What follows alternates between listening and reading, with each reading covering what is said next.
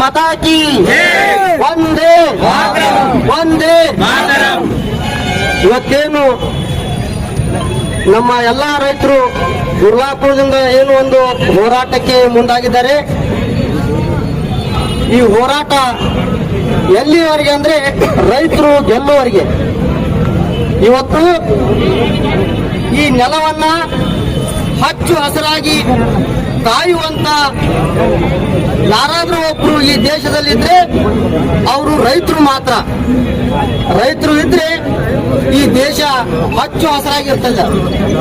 ಇವತ್ತು ಅಂತ ಹಚ್ಚು ಹಸಿರು ನಾಡವನ್ನ ಅಂತ ದೇಶವನ್ನ ಕಾಯ್ತಕ್ಕಂತ ರೈತರಿಗೆ ಆ ಭೂಮಿಗೆ ಇವತ್ತು ವಿಪತ್ತು ಬಂದಿದೆ ಅಂದ್ರೆ ಇದಕ್ಕೆ ಕಾರಣ ನಮ್ಮನ್ನು ಆಳತಕ್ಕಂತ ಫ್ಯಾಕ್ಟರಿ ಮಾಲೀಕರು ಮತ್ತು ಸರ್ಕಾರ. ಸೊ ಸ್ನೇಹಿತರೆ, ಇವತ್ತು ಈ ರೈತ ಪರ ಸಂಘಟನೆಗಳು ರೈತರು ಈ ಭೂಮಿಯನ್ನ ಏನು ಹಚ್ಚು ಹಸಿರಾಗ್ತಾ ಇರ್ತಾರೆ, ಇಂಥ ಒಬ್ಬ ರೈತರಿಗೆ ಈ ಭೂಮಿಗೆ ಅನ್ಯಾಯ ಆಗುತ್ತಿದೆ ಅಂದ್ರೆ ಅಂತ ಸಂದರ್ಭದಲ್ಲಿ ನಾವು ದಲಿತ ಮುಖಂಡರು ಕೂಡ ಇವರಿಗೆ ಬೆಂಬಲ ಒದಗಿಸತಕ್ಕಂಥದ್ದು ಬಹಳ ಮುಖ್ಯವಾದದ್ದು. ಯಾಕಂದ್ರೆ ನಾವೆಲ್ಲರೂ ಇಡೀ ದೇಶದ ಪ್ರತಿಯೊಂದು ಜೀವ ಬದುಕಬೇಕಾದ್ರೆ ಅದಕ್ಕೆ ರೈತ ಕಾರಣ. ಅಂತ ರೈತರಿಗೆ ಇವತ್ತು ಹಚ್ಚ ಹಸಿರು ಕಾಯುವಂತ ಭೂಮಿಗೆ ಆಪತ್ತು ಬಂದಿದೆ ಅಂದ್ರೆ ಅದಕ್ಕೆ ರಕ್ಷಣೆಗಾಗಿ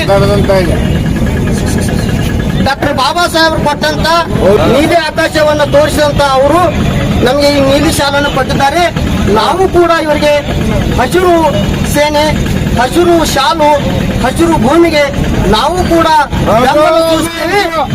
ನಮ್ಮೆಲ್ಲರ ಜೊತೆಗೆ ನ್ಯಾಯವಾದಿಗಳು ಕೂಡ ಈ ಒಂದು ಹಸಿರು ಭೂಮಿಯನ್ನ ಕಾಯ್ತಕ್ಕಂತ ರೈತರಿಗೆ ಇವತ್ತು ಬೆಂಬಲ ಸೂಚಿಸಲಿಕ್ಕೆ ಬಂದಿದ್ದಾರೆ ಅಂದ್ರೆ ಇದು ನಮ್ಮ ಹೆಮ್ಮೆಯ ವಿಷಯ. ಅವ್ರಿಗೂ ಕೂಡ ಈ ಒಂದು ವೇದಿಕೆ ಮುಖಾಂತರ ಸ್ವಾಗತಿಸುತ್ತೇವೆ. ಮತ್ತು ನಮ್ಮ ಹೋರಾಟ ಗೆಲ್ಲುವರೆಗೆ ಇರಬೇಕು. ಇದು ಕೇವಲ ಇವತ್ತೊಂದು ದಿನಕ್ಕೆ ಮುಗಿಬಾರ್ದು. ನಮ್ಮ ಜೊತೆ ನ್ಯಾಯವಾದಿಗಳು ಕೂಡ ಇದ್ದಾರೆ, ರೈತರ ಜೊತೆ ನಾವು ದಲಿತರು ಕೂಡ ಇದ್ದೇವೆ ಅಂತಕ್ಕಂಥ ಸಂದೇಶವನ್ನು ಹೇಳಲು ನಾವು ಈ ಒಂದು ವೇದಿಕೆಗೆ ಬಂದಿದ್ದೇವೆ. ಜೈ ಜವಾನ್, ಜೈ ಕಿಸಾನ್, ಜೈ ಭೀಮ್ ಅಂತ ಹೇಳ್ತಾ ನನ್ನ ಎರಡು ಮಾತನ್ನು